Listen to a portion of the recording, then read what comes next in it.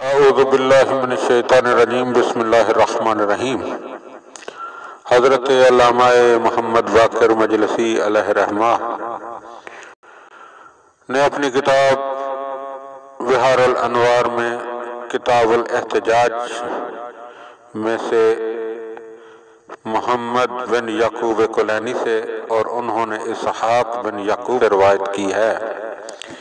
ان کا بیان ہے کہ میں نے ایک مرتبہ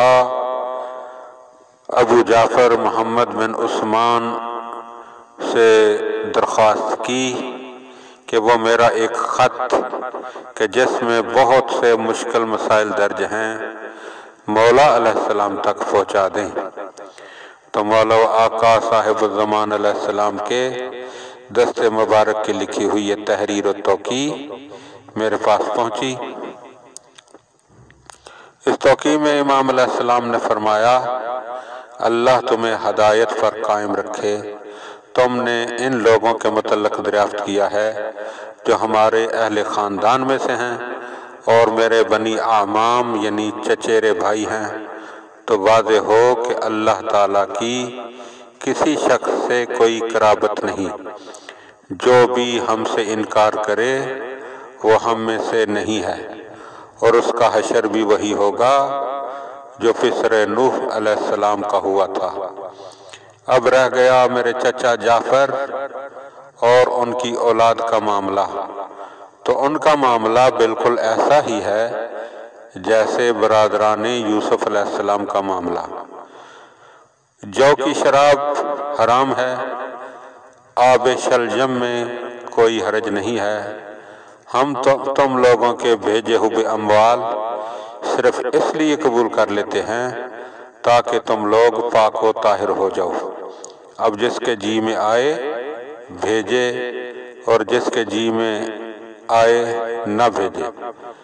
جو کچھ بھی تم لوگ بھیجتے ہو اس سے کہیں بہتر و زائد وہ ہے جو اللہ نے ہمیں عطا فرمایا ہے۔ ظہور فرج کا سوال تو یہ اللہ کے اختیار میں ہے، اس کا وقت معین کرنے والے جھوٹے ہیں۔ کسی شخص کا یہ کہنا کہ امام حسین علیہ السلام قتل نہیں ہوئے، یہ کفر تکذیب اور گمراہی ہے۔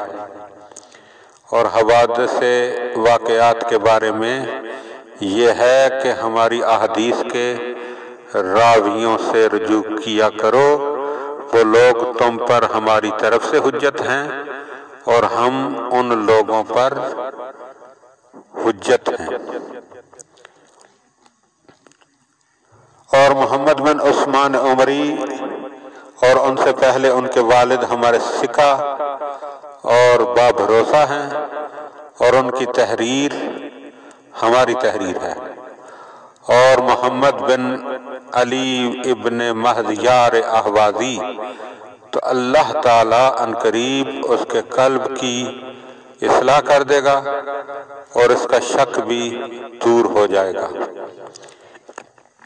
اور جو چیز ہمارے پاس بھیجی گئی ہے تو ہمارے یہاں وہی چیز قبول ہے جو طیب و طاہر ہو، اور گانا گانے والی کی اجرت حرام ہے۔